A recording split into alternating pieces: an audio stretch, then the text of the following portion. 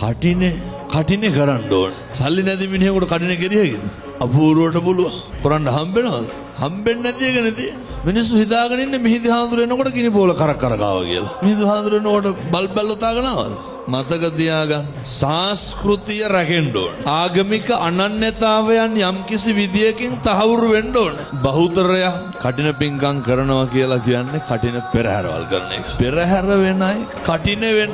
නාගිත හාමුදුරුවෝ කොහොමද කටින පිංකම කරේ? වස්තුම් මාසයක් පුරාවට භික්ෂුන් වහන්සේලාට ආරාධනා කරලා වස්තුම් මාසෙම පේවස් සමාදන් වුණා. පුදුම විදියට සිල් රැක්කා. මොකක් වෙනුවෙන්? කටිනේ වෙනුවෙන්. සිල් රැක්කා කියලා කියන්නේම කය වචනය සංවර කරගත්තා කියන. ඔබට දෙන්න තියෙන සරලම පිළිතුර තමයි භෞතික දේවල් වල තියෙන වටිනාකම මත පින් තීරණය කරන්න බෑ. සල්ලි වියදම් කරපු පළියට පින්කම් කරන්න බෑ. සමහර විතාගෙන ඉන්න බුදියාගෙන ඉඳලා නැගිටලා පාන්දර ඇවිල්ලා කඩන පෙරහැර රුපියල් 100ක් දාපුවාම කඩනානිසංස හම්බෙනවා කියලා. එහෙම රුපියල් 100ට කඩනානිසංස ගත්තා නේද? අප්පුරුගේ සබන් කෑල්ලක් කෙල්ලපුවාම කඩනානිසංස හම්බෙනවා.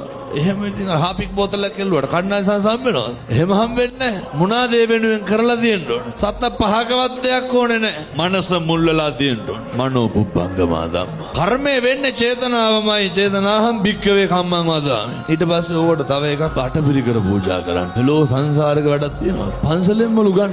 දැන් ඔය ඇඳගෙන ඉන්න ඇඳුමට කීයද? මුළු අටපිරිකරෙම කීයද පන්සලෙන් හාඳුරුවන් ටෝක් කරලා ගන්න? 2500 ගන්නවා. නැද්ද? ඇඳගෙන ඉන්න ඇඳුමම 3000ට වැඩි. අටපිරිකරේ 2500. පින්නතුනේ. ඔය ඇත්ත හොඳටම දන්නවනේ ඔය කෑලියට රුපියල් 2500ට ගන්න බෑ කියලා. ඕකේ 2500ට වටිනාකමක් තියෙනවා. අර කොලේයි ඔය කාඩ්බෝඩ් ටික එක්කහු කරපුවා 2000 යකඩ කෑලි පාත්‍රේ රෙදි කෑලි 2500ට හරියන්න මොනවා හරි ඔතලා තියෙනවා. අටපිරිකරේ වටිනාකමක් තියෙනවා. දැන් මේ පාර වස් සිවුරු පූජා කරනකොට සිවුරක් කීයද? 2000ද? සිවුරු කට්ටලයක් මහන්න රුපියල් 15000ක් විතර යනවා. කොහොමද තියෙන්නේ අර අටම 2500ට ගන්න කඩේකේ? දන්නව නේද දඩ බොරුවක් කරන්නේ කියලා. මොකටද නංගේ? ඒව ගෙනල්ලා දීලා කියනවා මොනවාද? එහි බිකු මහනුපු සම්පදාව හම්බෙන්න ඕනලු. තව විසාකාට හම්බෙච්ච අර මාලේ හම්බෙන්න ඕනලු. රුපියල් 2500ට. පින්නතුනේ සිද්ධාලේප කුප්පියක් හරි කමක් නැහැ. මතක තියාගන්න. ජීවිතේ බැරි වුණත් කමක් නැහැ ඔය කරගන්න. තියෙන්නේ ඇල්වතුරු වීදුරුවක් නම් ඒක හරි ගෞරවයෙන් දෙන්න. එච්චරයි. ලෝකෙට පේන්න දෙන්න එපා. දුන්න කියන්න දෙන්නත් එපා. මම මේක ඉගෙන ගත්තේ පිළිකා හැදිච්ච තාත්තා කෙනෙක්ගෙන්. කටින පිංකමක් දවසක සිද්ධාලේප කුප්පි 4ක් අරගෙන ඇවිල්ලා කෙළවරේ හිටපු පොඩි හාමුදුරු 4 දෙනාට පූජා කරා. අපේ අම්මලාට තාත්තලා ලෙඩක් තියෙනවනේ ගේනේව සේරම ලොකු හාමුදුරුවන්ට දෙන්න ඕන කියලා. හැම එකක්ම ලොකු හාමුදුරුවන්ට.